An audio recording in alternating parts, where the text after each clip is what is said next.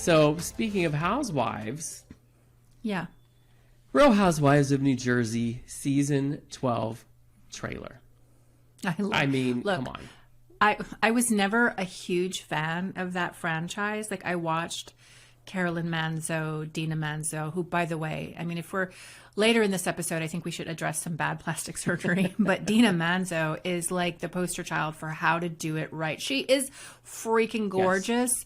But anyway, I'm getting ahead of myself. Like, I watched it back then, but I just could not stand Teresa Giudice. Yeah. I just could not stand her never taking responsibility for anything, and it was never her fault, and she was always behind the scenes orchestrating, and it's just, I couldn't deal with it.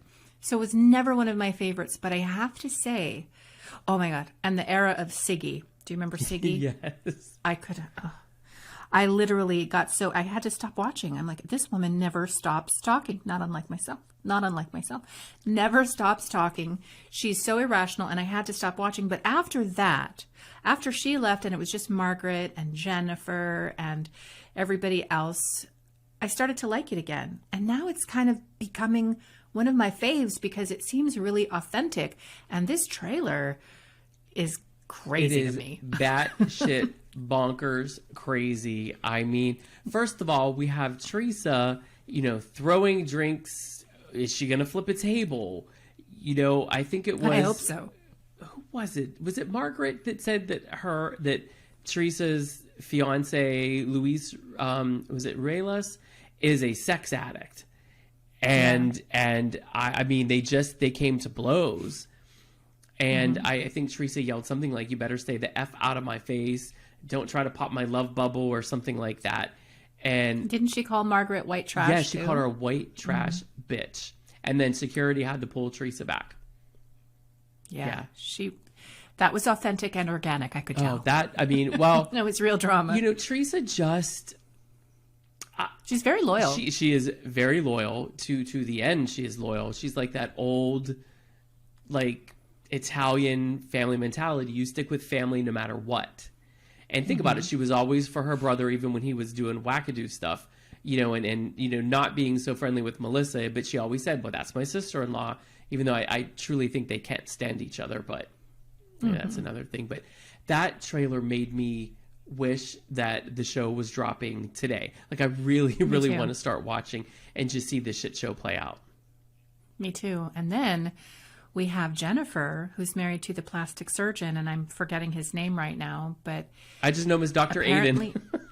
Is it right? Dr. Aiden. Thank you. Dr. Aiden. Isn't there rumors that he cheated on her or that she cheated on him? There are rumors of infidelity going around, and I think it might be on both sides. Yeah. I'm like, is it current infidelity or is it past infidelity? Maybe he cheated in the past and she cheated recently. I don't know. I'm just totally talking out of my ass, but I'm here for that. I want to know what's going on because Jennifer's an interesting person, obviously. Yeah. And I really loved last season seeing the dynamics between her father and her mother and how she was in the middle of that. So I think she has a lot of loyalty to her family. So it will be very interesting to see how this plays out between those two and the family. And I hear that Teresa and Melissa go at it again. I mean, I think they'll always fight. What's new?